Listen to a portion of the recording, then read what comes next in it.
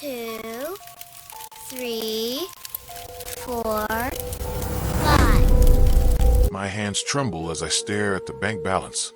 $732.14. My son's surgery, his chance at a pain-free life, was funded by 3 years of sacrifices gone, stolen by my own brother. The calendar on the fridge counts down 20 days until the operation that could change everything. How do I tell my boy his future was gambled away in Vegas? This is the story of a father's fight for justice. Before we begin, don't forget to subscribe to my YouTube channel for more powerful stories of betrayal, revenge, and redemption. The numbers stare back at me from my laptop screen. $732.14. I blink hard and hard and hard and hard and hard and hard and rub my eyes. The scent of butter and vanilla still clings to my uniform from my morning shift at Riverside Bakery. My fingers hover over the refresh button, trembling. This can't be right. There should be $87,500 in this account. I click refresh again and again. The balance doesn't change. The kitchen clock ticks away behind me, echoing the countdown calendar on my fridge. 20 days until Jamie's surgery. 20 days until my boy gets his chance at a normal life.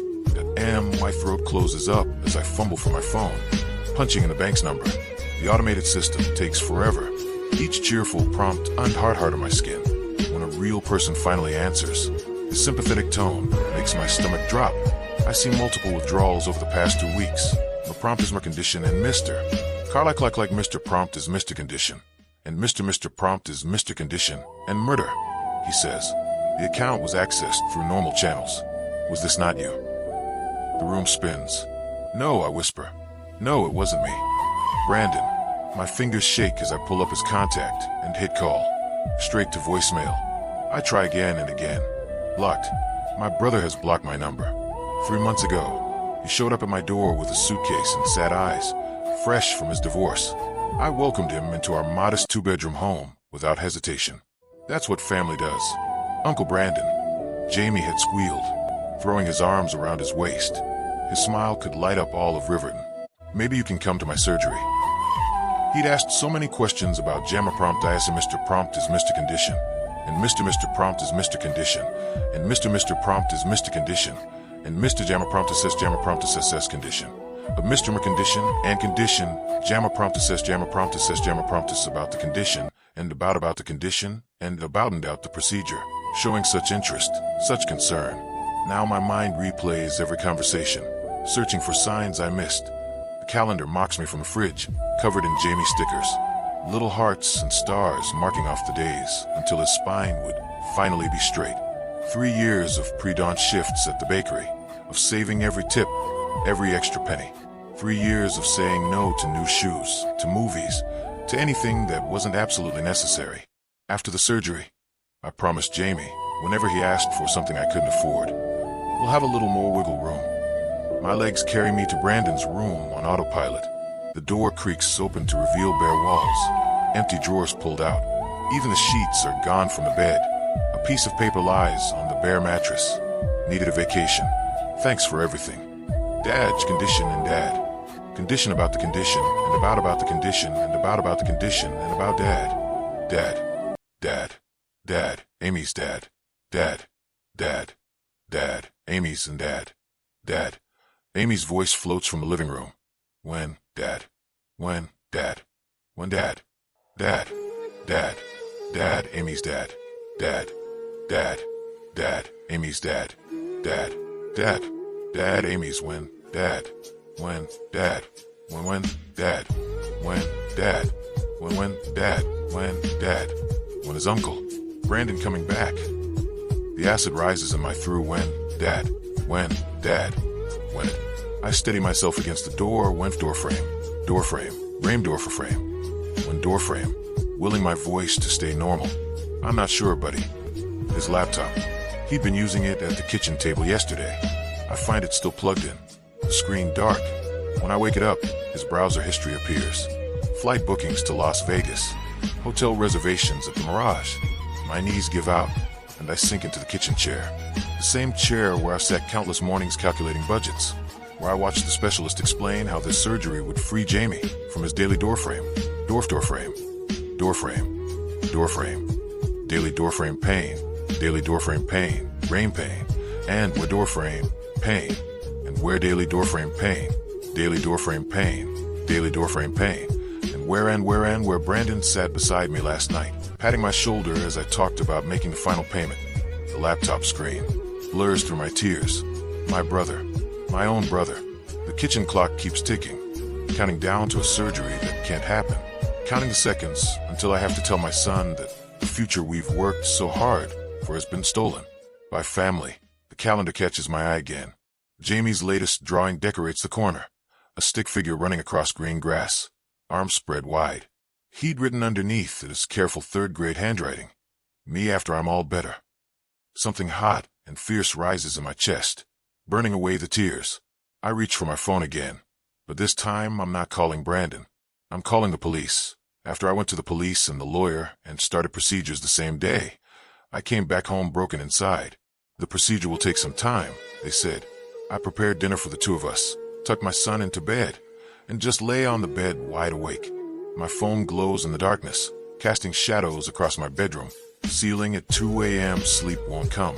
Not after what Brandon did. That am why thumb hovers over his Instagram profile, hard thudding against my ribs. The first photo hits like a punch to the gut. Brandon lounging by a pool at the Mirage, designer sunglasses perched on his nose, 3 shopping bags from Versace at his feet. His caption burns through my retinas. Finally treating myself. Life's short. Comments flood the post. High school for band where I. Andy N's friends, college friends, college friends, college friends, college friends, college friends, friends, co-friends, Afrians, friends, friends, co-workers, co-workers, pain, and friends and Logeka workers, co-workers, co-workers, and college buddies buddies, all congratulating him on living his best life. None of them know those shopping bags were bought with Jamie's future. My hand shakes so violently the phone slips, clattering to the hardwood floor. The sound echoes through the quiet house. I freeze, listening for Jamie's breathing down the hall, steady and untroubled. At least one of us can sleep tonight. Sam answers my text in seconds, even at this hour. My best friend since high school. He's been there through the divorce, through every specialist appointment with Jamie. His reply is instant. I'll message him right now. I curl up against my headboard, clutching a pillow to my chest, watching the dots dance as Sam types. 5 minutes pass. 10. Then his screenshot appears. Brandon's response makes bile rise in my throat. Relax, David. It's not like he's dying. He's young. He'll bounce back. I needed this trip. I'll pay you back eventually. Before I can breathe, another message from him pops up. The words blur through sudden tears. Maybe if you'd loosened up and enjoyed life a little, your wife wouldn't have left. The pillow drops from my numb fingers. 3 years of dawn shifts. 3 years of saying no to every small luxury. 3 years of watching Jamie struggle to stand straight, to walk without pain. All of it stolen by someone who shared my childhood bedroom, who knew every sacrifice I made. The why fingers tremble as I dial Mom and Dad's number. They'll help. They have to. The phone rings 4 times before Dad's sleep-rough voice answers. Do you know what time it is, David? Brandon stole Jamie's surgery money. The words tumble out. He took everything, Dad. He's in Las Vegas spending it on. Now hold on. Dad's tone shifts to the one he used when we were kids, when Brandon broke something valuable. Your brother's always been impulsive. He'll pay it back. Impulsive. I say, he stole $87,000. Mom's voice joins the call. Maybe if you'd kept your money in a joint account with us like we suggested. That's not the point. My voice cracks. He stole from his own nephew. From Jamie. We'll talk to him, Dad says. But let's handle this within the family. No need to make it bigger than it needs to be. The line fills with my siblings' voices. When did this become a conference call? Their suggestions blur together. Just give him time. You know how Brandon gets. Don't rock the boat, David. A knock at my front door startles me so badly I drop the phone. Through the peephole, I see Uncle Carl's familiar silhouette, a casserole dish in his hands. He takes one look at my face when I open the door and sets the dish on the entry table. His arms wrap around me, smelling of fabric softener and the cedar cologne he's worn since I was little. Sam called me, he whispers. This isn't about family disagreement, David. It's theft, plain and simple. We sit at my kitchen table, the casserole forgotten, Carl's fingers drum against his coffee mug as he tells me about his ex-wife's brother, how he spent years making excuses for his pitch friends and Damas, and borrowing, and free and college buddies and college buddies and college buddies and Amas and borrowing, and how and Amas and borrowing, and Howans and borrowing, and it nearly bankrupted them. First thing tomorrow, he says, pulling a notepad from his bag. We document everything. Screenshots, bank records, every penny he took, every post he makes. A small sound from the hallway freezes us both. Jamie stands in his den borrowing, and friends Andis or pajama borrowing, and pajamas, rubbing sleep from his eyes. Dad, why are you crying? The lie sticks in my throat. Everything's fine, buddy. Just grown-up stuff. He shuffles closer, his spine curved visibly even through his pajama top. And Almas and borrowing, and how and Almas and borrowing, and how and Almas and borrowing, and how pajama top. Pajama top. Pajama top. Is my surgery canceled? Pajama canceled? Carl's hand finds mine under the table, squeezing hard. There's just a little delay, sweetheart. I say. The words taste like ashes. We'll get there. He goes back to bed. Carl stays for the night on the couch, but I couldn't sleep a wink. My phone buzzes in the morning. A hospital. My stomach drops as I listen to the administrator explain that without the deposit, they'll have to give Jamie's surgical slot to another patient. The next available date. For months out, I'm still holding the phone when Brandon's latest Instagram post loads. A gleaming motorcycle fills the frame, his reflection visible in its polished chrome. The caption makes my vision blur with fury. New wheels. Sometimes you have to invest in yourself first. Carl's notepad scratches in the quiet kitchen. His jaw sets as he documents another piece of evidence. Outside, the sun begins to rise over the mountains, painting the sky in shades of pink and gold. Jamie will wake soon, asking for breakfast, getting ready for another day of pain that could have been prevented. Brandon's words echo in my head. Sometimes you have to invest in yourself first.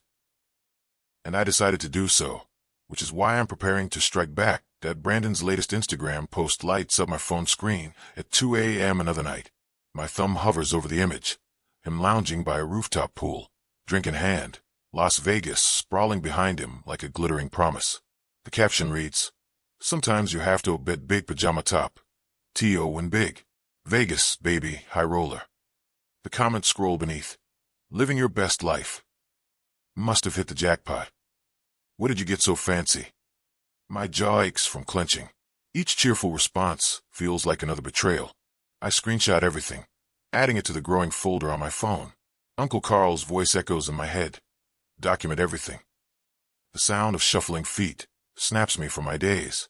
Jamie stands in the doorway, hair mussed from sleep. "Can't sleep either?" I ask, locking my phone screen. He shakes his head, rubbing his eyes. My back hurts. I pat the couch beside me, and he curls into my side. The familiar scent of his apple shampoo wraps around us both. We sit in silence, father and son, while the night ticks away. Morning comes too soon. The Riverside Bakery kitchen usually feels like a sanctuary. Butter and vanilla, warmth and purpose. Today, the scents turn my stomach. My hands shake as I measure flour, spilling white dust across the counter. "Third time you've done that." Eli's voice makes me jump. Our silver-haired manager stands in the doorway, arms crossed. "Break room now." I follow him, wiping flour from my apron. The break room fluorescents buzz overhead as Eli closes the door behind us. "Talk," he commands, pulling at a chair. The words spill out like overproof dough. "Brandon, the money, Jamie's surgery." Eli listens, his weathered hands folded on the table. When I finish, he pulls out his phone. "Micah," he says into the receiver, "your pro bono consultation." My protest dies as he raises one finger. 9 a.m. works. He'll be there. He ends the call and fixes me with a stern look. "My son's been practicing Ngars. You're going to his office tomorrow. No arguments. At least some progress." The next morning, the law office sits above an old hardware store downtown, all brick and worn wooden stairs. Micah resembles his father. Direct gaze, no-nonsense demeanor. Hard in practicing hard in demeanor. He studies the bank statements spread across his desk. "This isn't a family dispute," he says finally. "This is grand theft. The amount makes it felony." My stomach lurches. "Felony. You have two options, civil lawsuit or criminal charges. I recommend both." He taps the papers. He took money specifically saved for a child's medical care. No judge will look kindly on that. A knock at the bakery door the next morning freezes my blood. My parents stand outside, faces grim. Dad's eyes bore into mine as they enter. "Drop this nonsense," he hisses, "or you're no longer our son." Mom wrings his hands. "Please, David. Family matters stay in the family." The morning regulars pretend not to watch. Mr. Henderson pauses, blueberry muffin halfway to his mouth. Mr. Chen's coffee cup hovers mid-sip. "Jamie's my family too," I say, my voice steady, surprising me. "He deserves justice." "Justice." Dad spits the word. "He's your brother. He stole from his nephew." The words ring through the quiet bakery. That's who he is now. They leave. The bell chimes their exit like a period at the end of a sentence. That night, Brandon posts a video. Club lights flash across his flushed face as he sways, drink sloshing. "This round's on me," he slurs. "Thanks to Jamie Spine Fund, I mean Vegas Fund." Someone off camera says, "Wait, what did you say?" The video cuts off. My phone buzzes immediately. Micah, "Don't delete that video," he says without preamble. This is exactly what we needed. The next morning, Eli places a mason jar by the register. A piece of cardboard reads Jamie Surgery Fund in his careful handwriting. Throughout the day, customers drop in bills. Mr. Henderson empties his coin purse. Mr. Chen adds a $50. I remove the countdown calendar that night. The empty space on the fridge feels like a wound. Jamie finds me staring at it, tears tracking silent paths down my cheeks. "How much longer do we have to wait?" he asks. "A little while, buddy." I pull him close, feeling the curve of his spine beneath my hands. "I'm so sorry." He looks up at me, wise beyond his 9 years. "It's okay, Dad. You always say the best things are worth waiting for."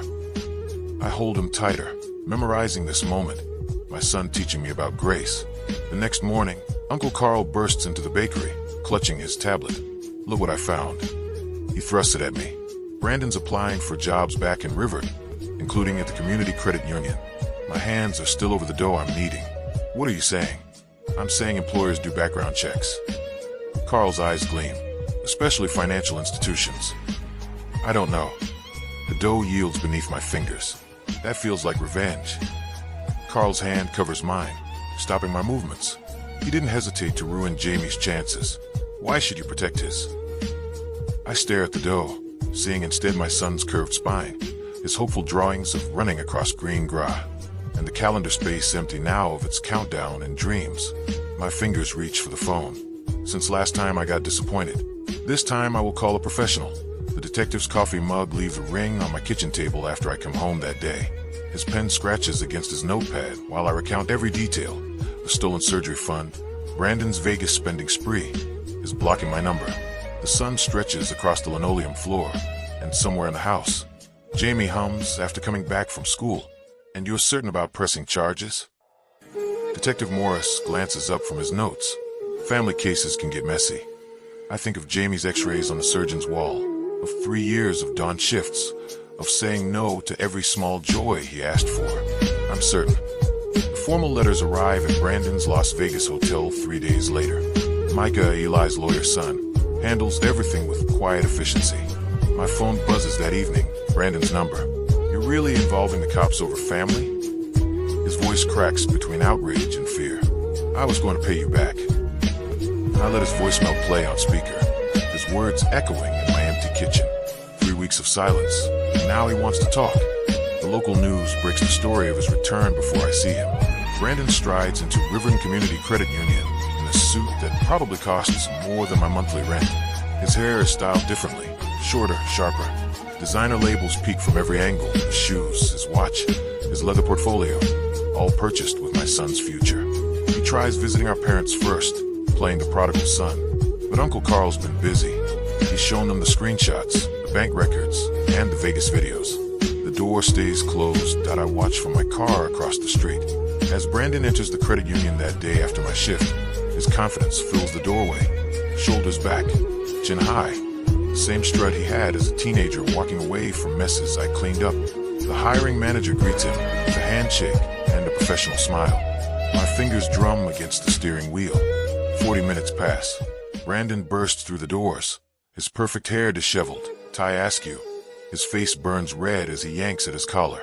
The hiring manager's words about additional background research must still ring in his ears. The next morning, the Riverton Times runs a small article.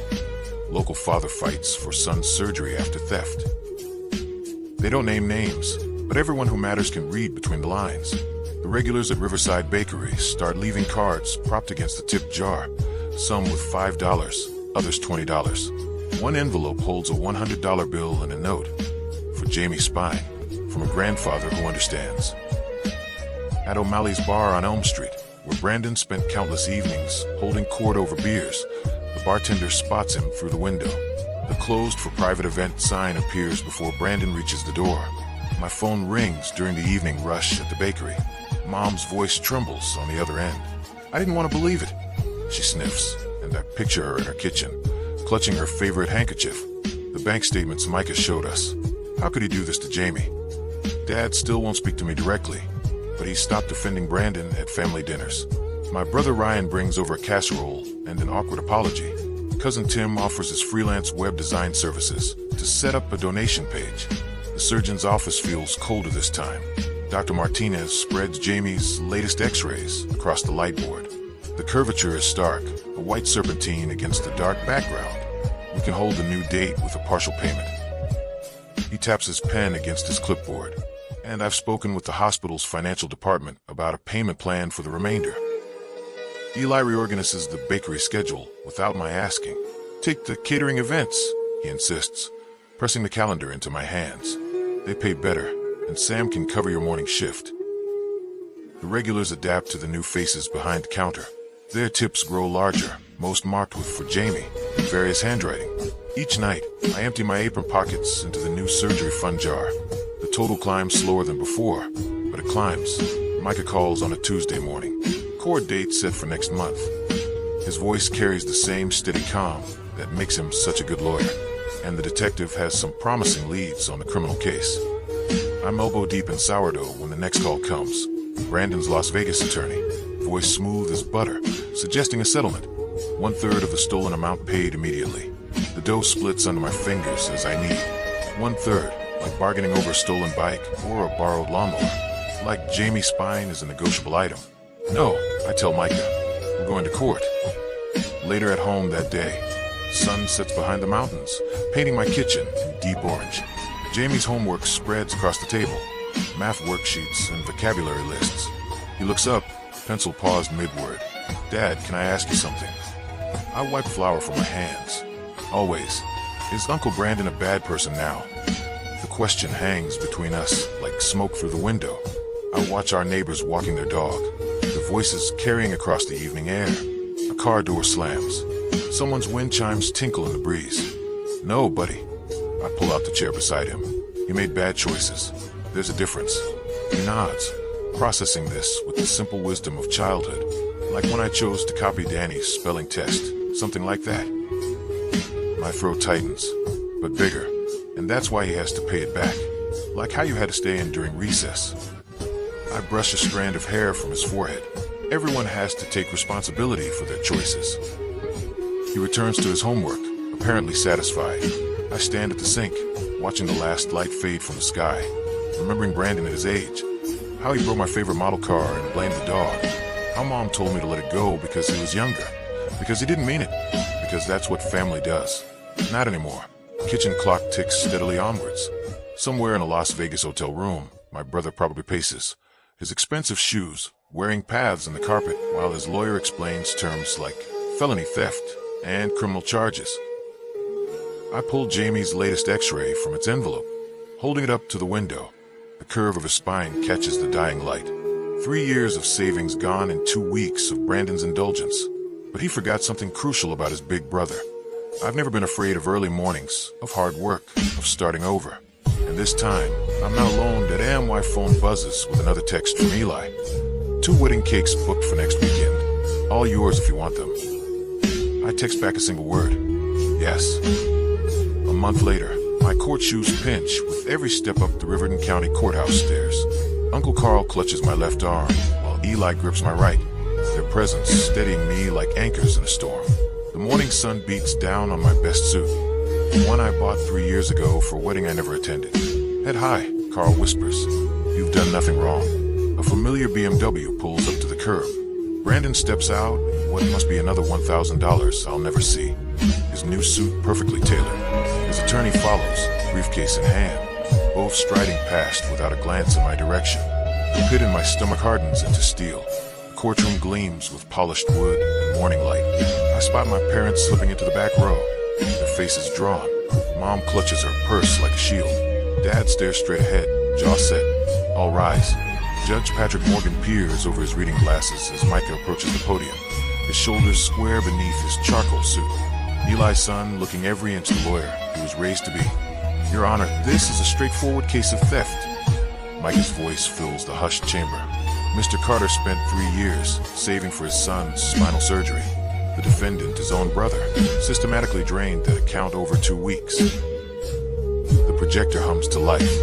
Bank statements flash across the screen, each withdrawal like a fresh knife in my back. $5,000, $12,000, $15, 000. Brandon's attorney shifts in his chair. And here, Your Honor. Micah clicks to the next slide. Are the defendant's own social media posts documenting his spending spree. My hands curl into fists as the images appear. Brandon grinning beside a new motorcycle at the Mirage's high roller tables, toasting the camera with champagne, designer shopping bags scattered at his feet. The final video plays, Brandon, drunk and swaying in a Vegas nightclub. This one's for Jamie Spine Fund, Vegas Fund. His laughter echoes through the courtroom speakers. Brandon's attorney springs up. Your Honor, my client acknowledges borrowing the money. This was a family loan. A loan. Judge Morgan's voice could freeze hellfire. Did Mr. Carter consent to this loan? Well, Your Honor, in the context of family relationships, yes or no, counselor. Brandon's perfect posture crumbles. A bead of sweat trails down his temple. No, Your Honor, his attorney admits. No, indeed. Judge Morgan removes his glasses. Mr. Mitchell, stand up. Brandon rises on shaky legs. Gone is the swaggering man who strolled into court an hour ago. You stole from your brother. You stole from your nephew. You took money meant for a child's surgery and spent it on gambling and shopping. Each word falls like a gavel. The court orders full repayment plus legal fees. Furthermore, all purchases made with stolen funds will be liquidated immediately. The courtroom exhales. Carl squeezes my hand so hard it hurts. Your Honor, Brandon starts. I'm not finished. Judge Morgan leans forward. That motorcycle will be sold. Those designer clothes will be sold. Every item you bought with your nephew's surgery fund will be cataloged and auctioned. Perhaps that will teach you the difference between yours and not yours. Court adjourned. Camera flashes explode as we exit the courthouse. A reporter thrusts a microphone toward my face, but Micah steps between us. No comment at this time.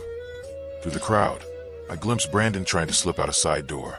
More reporters converge, shouting questions. He shields his face with one manicured hand. That evening, my phone buzzes with a text from Mom. The local news showed Brandon's Vegas video. Dad's voice rumbles in the background. I've been blind for too long. My brothers arrive an hour later, bearing casserole and tearful apologies. The youngest, Ryan, clutches a check he can't afford to write.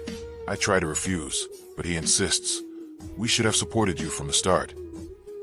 Brandon's email hits at midnight, copied to every relative with an inbox. He's destroyed my life. Hope you're all happy now that the family's torn apart. I block his number without reading the rest. Micah spreads paperwork across my kitchen table the next morning. The motorcycle should fetch a good price. Designer items, too, though at auction rates. Realistically, we're looking at recovering maybe 60%. The number hangs between us. Even with the court victory, we're still short for Jamie's surgery. But watching Brandon's carefully constructed facade crumble in that courtroom, watching justice strip away his stolen glamour piece by piece, worth it. Thank you, I tell Micah, for everything. He gathers his papers, then pauses. You know, Dad told me what you said when this started, about family being who shows up. Through the window, I spot Carl's car pulling into the driveway. He's brought dinner again. Eli's donation jar at the bakery is filling with customer contributions. My brothers checking daily now. Yeah, I say softly. They really do. Finally, for months later, The fluorescent lights of the hospital waiting room cast unfamiliar shadows across familiar faces. My fingers traced the worn edge of Jamie's Get Well card, covered in signatures from Riverside Bakery regulars, for hours into the surgery. And I still can't quite believe we made it here. Uncle Carl's knitting needles click softly beside me, a steady rhythm that anchors my racing thoughts. The bright blue yarn flows through his fingers, becoming something warm and soft for Jamie's recovery. He hasn't said much since we arrived at 5 this morning, but his presence speaks volumes. Coffee. Dad appears in front of me, 2 paper cups steaming in his weathered hands. The last time he brought me hospital coffee was the night Jamie was born. Mom trails behind with a brown paper bag that smells like the sandwich shop around the corner. Just the way you like it. Mom's voice wavers as he settles into the chair on my other side. 2 sugars, splash of cream. The coffee tastes like redemption point 3 weeks ago. They showed up at my door with a check for $5,000, their entire vacation fund. We should have done this sooner, Dad said, unable to meet my eyes. My phone buzzes, another message from Eli. Morning rush, all asking about our boy. Mr. Benson says his church group's still praying. A photo follows, the donation jar by the register, stuffed with bills. They'd started it the day after the story broke, my coworkers and loyal customers building a safety net $1 at a time. The final piece fell into place last night. A ding from my laptop at 11:47 p.m. The online donation page hit its goal. Anonymous donations from all over Riveren, ranging from $5 to $500, with comments full of encouragement from strangers who'd read about us in local paper, seen our story shared in community Facebook groups, or heard about it through the grapevine of small-town connections. Mr. Carter. My head snaps up. Dr. Rivera stands in the doorway, his surgical cap still on. My heart stutters until I see his smile. The procedure went perfectly. He pulls up a chair, sketching quick diagrams on his notepad. We achieved full correction of the curve. The rods are properly placed, and his spine. He continues with technical details that blur together, but I catch the important parts. Success, recovery, future. When can I see him? The words scratch my dry throat. He's in recovery now. Give us 15 minutes to get him settled. 15 minutes later, the recovery room smells like antiseptic and hope. Jamie looks small in the hospital bed, but his face is peaceful. Monitoring equipment beeps steadily as I take his hand, careful of the 4-line. His eyelids flutter. Dad, he whispers. I'm here, buddy. Did I win? His voice is barely a whisper against his curved spine. Tears spill down my cheeks. We both won, buddy. We both won. The envelope arrives 3 days into Jamie's hospital stay. Nevada postmark. Brandon's messy handwriting. Inside, a generic Get Well card and a $50 bill. No apology, just a scrawled, hope you get better soon, kid. I drop the money in the children's hospital donation box on my way back to Jamie's room. When he asks later if Uncle Brandon sent anything, I kiss his forehead and say, he sends his love. Some truths are better left unspoken. 6 weeks pass, in a blur of physical therapy appointments and small victories. Today, we're in the park where Jamie used to watch other kids run and play. The air carries the scent of blooming magnolias as I help him out of the car. His movements are still careful, but getting stronger. Ready, I hold the back brace in my hands. We've been working toward this moment, following the doctor's instructions to the letter. Jamie nods, lifting his arms. The straps fall away one by one. He straightens, testing the feeling of freedom. One step, then another. His pace quickens. Dad, his voice rings across the grass. Dad, watch. He breaks into a run, unsteady at first, then finding his rhythm. Arms spread wide, face tilted toward the sun. His laughter bubbles up, pure joy breaking free. I'm running so fast. The bad stuff can't catch me. My parents watch from their bench, hands clasped together. Dad's eyes are wet. We enabled him his whole life, he says quietly when I join them. Made excuses, cleaned up his messes.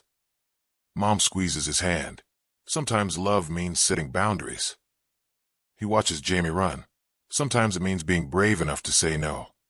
The words hang between us, a bridge slowly being rebuilt, not with grand gestures or dramatic apologies, but with small moments of truth, with showing up, with staying. Jamie races past again, his cap flying off. Other children from other houses have joined his game of tag, none of them seeing anything but another kid who can run and play. My son, finally free to just be a child. I used to believe blood defined family, that loyalty meant accepting whatever someone threw at you because you shared the same last name or DNA. Now I know better. Family is the coworker who squeezes your hand and says, "We'll figure this out." The customers who drop their change in a jar day after day. The uncle who shows up with knitting needles and quiet strength. The community that carries you when your world falls apart. Jamie circles back, breathless and grinning. "Come run with me, Dad." So I do. Because sometimes, losing what you thought was family helps you find what family truly means. And sometimes, the best revenge isn't punishment, it's joy. Fire, thanks for listening. Sparkling hard if the story moved you. Share it with someone who needs it. Drop a comment with the part that hit you most. And don't forget to subscribe for more powerful stories.